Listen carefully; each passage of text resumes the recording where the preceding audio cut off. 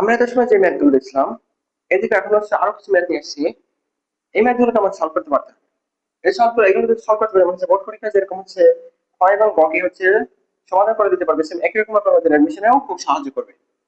দেখেন খুব সুন্দর সুন্দর ম্যাথ এগুলো, এগুলো হচ্ছে খুবই কনসেপচুয়াল।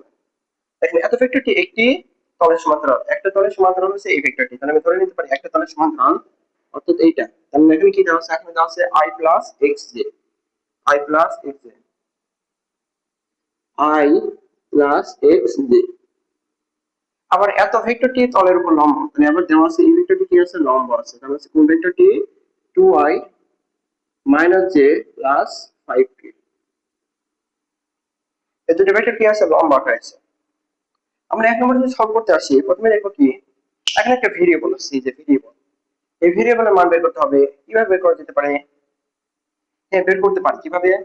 কারণ দুটো ভেক্টর, একটা হচ্ছে সমান্তরাল, একটা হচ্ছে লম্ব আকারে আছে। তলের সাথে সমান্তরাল বা তলের সাথে যে লম্ব আকারে থাকে তাদের মধ্যবর্তী কোণ হচ্ছে 90 ডিগ্রি। ওটা তাও যদি হচ্ছে লম্ব হয়, তাহলে এই ডট গুণফল কি হবে? যে ডট গুণফল সমান হবে। অর্থাৎ এখান থেকে x এর মান নির্ণয় করার একটা সমাধান পেয়ে গেছি। ডট হচ্ছে 2y minus j plus 5k equal to 0। Dot গুণফল কি হবে? 0 হবে।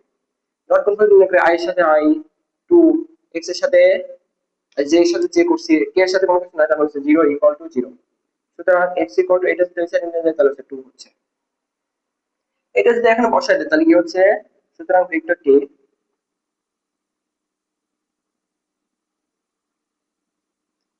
হবে i প্লাস 2j। আশা করি বুঝে গেছে। তাহলে এখানে শুধু ভেক্টর নির্ণয় করতে দেন, এখানে কি বলছে? আবার একক ভেক্টর নির্ণয় করতে বলছে। সুতরাং একক ভেক্টর কিভাবে নির্ণয় করবো? ওই ভেক্টর ডিভাইডেড বাই ভেক্টরের মান, মানে i plus 2j vector divided by ভেক্টরের মান, তাহলে i 1 square plus 2 square equal to i plus 2j divided by 4 এবং 5 তাহলে রুট ওভার 5। এই ছিল হচ্ছে কাকে দেয়। তাহলে এত তলের সমান্তরাল এত তলের লম্ব হলে তাহলে এত এবং এত কি মানে লম্ব আকারে আছে। এখানে আছে দুইটা কনস্ট্যান্ট, দুইটা কি একটা কনস্ট্যান্ট, সরি একটা কনস্ট্যান্ট আছে, একটা কনস্ট্যান্টের মান বের করতে হবে। এই ভেরিয়েবলে যদি মান বের করতে পারি তাহলে আমার পরটা এক নিজে হয়ে যাচ্ছে। এটা আমার হচ্ছে মূল টার্গেট, এই ম্যাথ হচ্ছে মূল টার্গেট হচ্ছে সে ভেরিয়েবলের মান বের করা। এত সময় তো খুব সহজভাবে করে আসলাম, কিন্তু এখন যদি দুইটা ভেরিয়েবল থাকে তাহলে কিভাবে করবো? দুইটা ভেরিয়েবল কিভাবে করবো দেখি। সেম একই প্রসেসে যা দেখি মেনে কিনা, সেম একই রকম ম্যাথ। দুই নম্বর অ্যান্সার। এখানে কি বলছে? এত ভেক্টর এবং এত ভেক্টর কি আছে? এত ভেক্টর তল সমান্তরাল, এত ভেক্টর তল দিতে লম্ব আকারে। তাহলে সে এখানে কি হবে? i x, এখানে কি হবে? i y k। যেটা দেওয়া আছে এখানে, যেটা দেওয়া আছে সেটা কি করলাম? এখানে তুলে নিলাম। আর এখানে কি দেওয়া আছে? কোন ভেক্টরটা দেওয়া আছে? 2y plus 3j minus 2k। এই দুটো ভেক্টর দেওয়া আছে, দুটো কি আছে? লম্ব আকারে আছে। এখান থেকে আমরা জানি যদি লম্ব আকারে থাকে তাহলে এটা ডট গুণফল কি হয়? এদের ডট গুণফল হচ্ছে 16 হয়। তাহলে হচ্ছে 2y plus 3j minus 2k equal to কি হবে? 0 হবে। i এর সাথে i, তাহলে হচ্ছে 2x, j এর সাথে j, এখন তো j না, তাহলে হচ্ছে 0, এর সাথে কি হবে? মাইনাস 2j ইকুয়াল টু কি হবে? 0 হবে। তো সরি হচ্ছে এখানে z কোথায় গেল? y, 2y। এখন থেকে যদি আসি 2x ইকুয়াল টু এই সাইডে যদি নিয়ে যেতে তাহলে হচ্ছে 2y, এখান থেকে 2 2 কাটাকাটি হয়ে গেলে x ইকুয়াল টু কি হচ্ছে? y হচ্ছে। হ্যাঁ, খুব সুন্দর একটা মান আসছে। আর যেটা চেয়েছিলাম সেরকম একটা মানই আসছে। তবে এই ভেক্টরটি একটি সমান্তরাল, তাহলে সমান্তরাল এত ভেক্টরটি একটি লম্ব হলে তল দিকে লম্ব একক ভেক্টর নির্ণয় করতে হবে। কি কথা? আমরা এখানে একক ভেক্টর নির্ণয় করব। সুতরাং ভেক্টরটি ভেক্টরটি কি হবে? ভেক্টরটি x আর y মান যদি সমান হয়, আমি x এর জায়গায় y এবং y এর জায়গায় x বসাতে পারি, তাহলে হচ্ছে xi প্লাস xj লিখতে পারি। আবার হচ্ছে yi plus yj y q লিখতে পারি। এটা হচ্ছে সম্পূর্ণ আমার নিচে দিচ্ছে। তাহলে এখান থেকে লিখে দেবো x ইকুয়াল টু y হবে। এখন কি করবে? একক ভেক্টর নির্ণয় করবে। একক ভেক্টর কিভাবে নির্ণয় করবো? ওই ভেক্টরটি বের করবো, ওই ভেক্টরের মান, তাহলে হচ্ছে xi plus xk divided by root over x square plus x square, তাহলে হচ্ছে i এর সহগের উপর স্কয়ার প্লাস a সহগের উপর স্কয়ার করছি। কিন্তু এখন তো ভেরিয়েবল থেকে গেল, ভেরিয়েবল থাকলে তো একক ভেক্টর হবে না। দেখি এখানে আরো কিছু করা যায় কিনা। আমি সামনের দিকে যেতে থাকি। তার মানে x যদি এখান থেকে মানে i plus k, root over এখান থেকে এক্স স্কয়ার মানে হচ্ছে 2x স্কয়ার, এখান থেকে কি আসছে 2x স্কয়ার, 2x স্কয়ার এখন যদি রুট করা হয় তাহলে হচ্ছে সামনে x আসছে আর এখানে 2 এর উপর স্কয়ার করলে রুট 2 এর উপর রুট করলে হচ্ছে রুট 2 হচ্ছে। এখান থেকে x কাটাটি হচ্ছে, তাহলে আলটিমেটলি কি आंसर আসছে I প্লাস কি ভেক্টর ডিভাইডেড হচ্ছে √2 এটাই হচ্ছে আমার হচ্ছে কাঙ্ক্ষিত आंसर। আশা করি বুঝে গেছেন যে দুইটাই, তাহলে একটি ভেক্টর সমান্তরাল মানে তলের সমান্তরাল, এই ভেক্টরটি তলের লম্ব হলে কিভাবে, তাহলে একটা ভেরিয়েবল দুইটা ভেরিয়েবল থাকে আমরা কিভাবে এভাবে সঠিকভাবে নির্ণয় করতে পারবো। তিনটা ভেরিয়েবল দিয়ে কখনো আসবে না, দুইটা ভেরিয়েবল দিয়েই আসবে। তিনটা ভেরিয়েবল যখন আসবে তখন তো অ্যান্সার দেওয়া খুবই কঠিন হয়ে যাবে। আবার হচ্ছে 3 নম্বর, এখন হচ্ছে 1 2 নম্বরের কিছু এখন আমরা হচ্ছে 3 নম্বর দেখবো।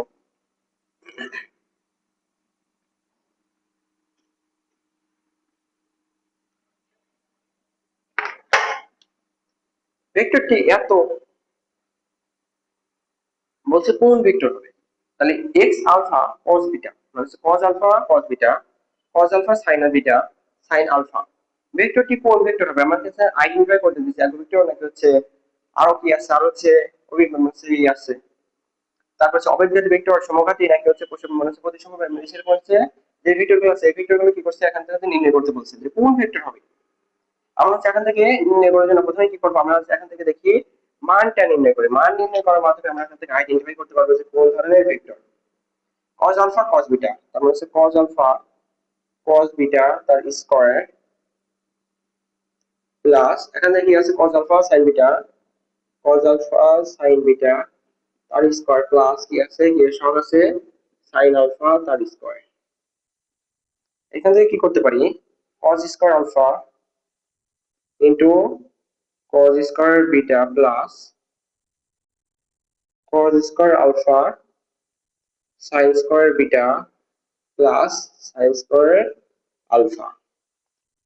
এখান থেকে কোনো কিছু করা যায় কি, হ্যাঁ এখান থেকে sin alpha sin square alpha common আসে, কি করা যায় sin square alpha cos square alpha common আসে, cos স্কয়ার আলফা কমন নিলে cos স্কয়ার বিটা প্লাস কি আসছে sin স্কয়ার বিটা আর কি থাকতেছে sin স্কয়ার আলফা। আমরা জানি cos square beta plus sin square beta equal to কি হবে 1 হবে, তাহলে এখানে কি আসছে cos square alpha plus sin square beta হলো আলফা, তাহলে cos square alpha sin square alpha equal to কি হবে 1 হবে, √1 ইকুয়াল টু কি হয় 1 হবে। কোন ভেক্টরের মান যদি 1 হয় তাহলে কি হবে একক ভেক্টর হবে, একক মানে যে ভেক্টরের মান একক তাকে কি বলা হয় একক ভেক্টর। এখানে কি হবে এটা হচ্ছে একক ভেক্টর। আশা করি বুঝে গেছে কিভাবে হচ্ছে ম্যাথটা সলভ করতে হবে। কোন ভেক্টর এখানে হচ্ছে একক ভেক্টর, যার মান হচ্ছে একক ভেক্টরকে একক ভেক্টর বলা হয়। এই ছিল 3 নম্বর, এখন কি করা হচ্ছে 4 নম্বর করব। এটা ছিল হচ্ছে 3 নম্বর, এটা ছিল 3 নম্বর, এখন কি করব আমরা হচ্ছে 4 নম্বর অ্যানসার করব।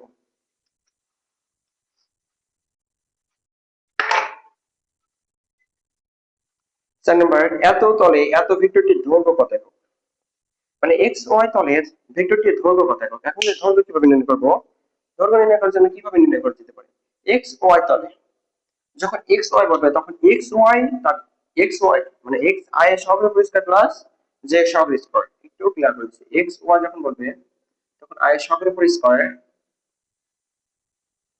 রুট ওভার আই এর সহগ সহগ আই এর সহগ তার স্কয়ার প্লাস জে এর সহগ তার স্কয়ার। এখানে এক্স ওয়াই যদি বলে তাহলে আই সহগ স্কয়ার প্লাস জে সহগ তার স্কয়ার, যদি ওয়াই জেড বলে তাহলে কিভাবে নির্ণয় করবে রুট ওভার জে এর সহগ তার স্কয়ার প্লাস কি নির্ণয় করবো কে এর সহগ তার স্কয়ার।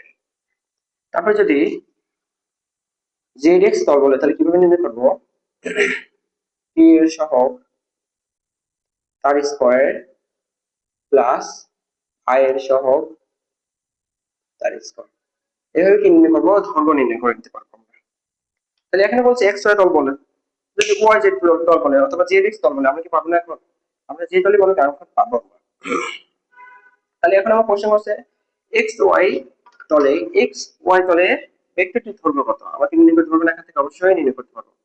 এখান থেকে নির্ণয় করবো কিভাবে আই সহগ তার স্কয়ার, আই সহগ কত দেওয়া আছে, আই সহগ দেওয়া আছে 6 তার স্কয়ার প্লাস জে সহগ কত দেওয়া আছে 8 তার উপর স্কয়ার, তার মানে রুট ওভার এখানে হচ্ছে 36 প্লাস হচ্ছে 36, এখানে কিসের মান, এখানে হচ্ছে 636 আর হচ্ছে 8টা 50, তার মানে হচ্ছে root over 100, root over 100 equal to কি হচ্ছে 10। এটাই হচ্ছে দৈর্ঘ্য। তাহলে হচ্ছে x y তলে দৈর্ঘ্য কত 10। আমরা এখানে যদি y z তলে করতে আমরা কি পারবো না, অথবা z x তলে করতে লিখতে পারবো না, এখন অবশ্যই পাবো। এই ছিল হচ্ছে আমাদের হচ্ছে দৈর্ঘ্য নির্ণয়, মানে হচ্ছে একটা ভেক্টর দেওয়া থাকলে তার দৈর্ঘ্য নেক্সট y তলে কতটুকু হবে, y z তলে কতটুকু হবে, অথবা z x তলে কতটুকু হবে বের করতে পারবো অবশ্যই। এখন আমরা দেখবো হচ্ছে 5 নম্বর।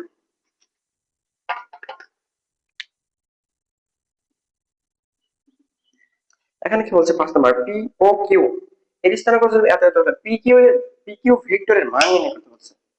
আমরা একটু আগে বলছিলাম যখন যে এর আগে যখন সে করছি বা এর আগের হচ্ছে পার্টি যখন করছি, পূর্বের পার্টি দেখছি পিকিউ পিকিউ ভেক্টর, এই ভেক্টরের কি দেওয়া ছিল, পি ভেক্টরটা দেওয়া ছিল, কিউ ভেক্টর দেওয়া ছিল, কিন্তু এখানে পি কিউ ভেক্টর কোনো কিছুই দেওয়া নাই। কিন্তু আমাদের এখানে পি এর স্থানাঙ্ক এবং কিউ এর স্থানাঙ্ক দেওয়া আছে, স্থানাঙ্ক দেওয়া থাকলে কিভাবে ভেক্টর নির্ণয় করবো, বা হচ্ছে পি কিউ ভেক্টর কিভাবে নির্ণয় করবো। এখানে আসেন, যখন হচ্ছে পি কিউ ভেক্টর নির্ণয় করতে দিবে, তখন কিউ ভেক্টর মাইনাস কি করবো পি ভেক্টর, তাহলে পি ভেক্টরের স্থানাঙ্ক মানে আছে কিউ ভেক্টরের স্থানাঙ্ক মাইনাস পি ভেক্টরের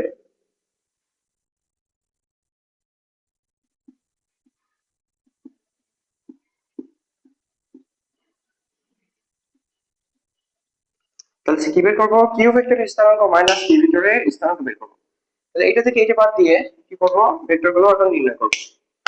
তাহলে যে মান নির্ণয় করতে বলছে, আশা করি বুঝা যাচ্ছে সূত্রটা কিভাবে নির্ণয় করবো। দেখেন কিভাবে নির্ণয় করে, একটু প্র্যাকটিক্যাল দেখি।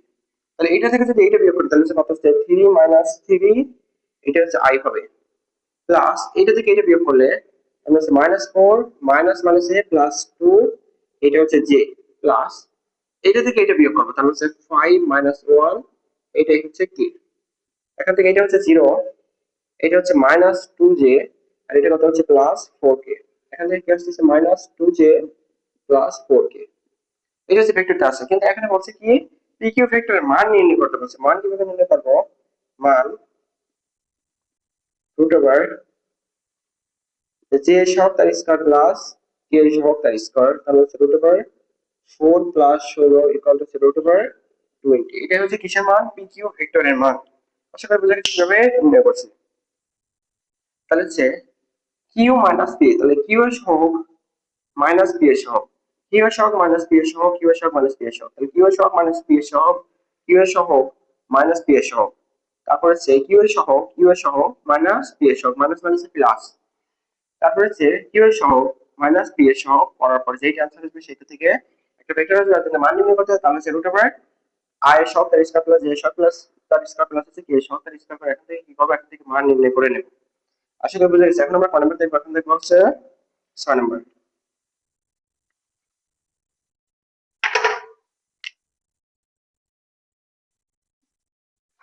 এত আমাদের কিন্তু এই ভেক্টর নিয়ে আলোচনা করছেন, অবশ্যই এটা নিয়ে আলোচনা করবো, মানে চক্র আঁকায়া দেখছিলাম যে হচ্ছে কোন ভেক্টরটা আসে। এখন দেখতেছি আই cos j এর মান কত হবে, I cos j cos I cos k equal to something হবে। তাহলে আমরা জানি I cos j equal to কি হবে, দেখেন একটা চিত্র মাধ্যমে দেখাচ্ছিলাম, এখানে I ছিল I ভেক্টর, এখানে j ভেক্টর ছিল, এখানে k ভেক্টর ছিল। যদি একই দিকে একটা দুইটা যদি গুণ করে এটা আর এটা যদি আসে তাহলে কি হবে, এটা হবে, কিন্তু এইটার পর যদি এইটা আসে তাহলে কি হবে, মাইনাস এইটা হবে। অর্থাৎ এখান থেকে সেম একই রকম হবে, যদি বিপরীত দিকে আসে তাহলে কি হবে, মাইনাস হবে, আর যদি হচ্ছে পজিটিভ দিকে আসে তাহলে কি হবে, প্লাস হবে। তাহলে I cross j equal to কি হবে, k ভেক্টর হবে। ক্রস কি দেওয়া আছে, I ক্রস k তার মানে হচ্ছে মাইনাস j ভেক্টর। এখন তাহলে কিভাবে নির্ণয় করবো, এখানে মাইনাস তো আছে, তাহলে হচ্ছে মাইনাস k ক্রস j, তাহলে কে cos j তার মানে উল্টা দিকে আসতেছে না, উল্টা দিকে আসলে কি হবে, মাইনাস I, আর হচ্ছে সূত্রে কি আছে, সূত্রের মাইনাস মাইনাস মাইনাস I, তার মানে কি হচ্ছে আলটিমেটলি I ভেক্টর আসতেছে।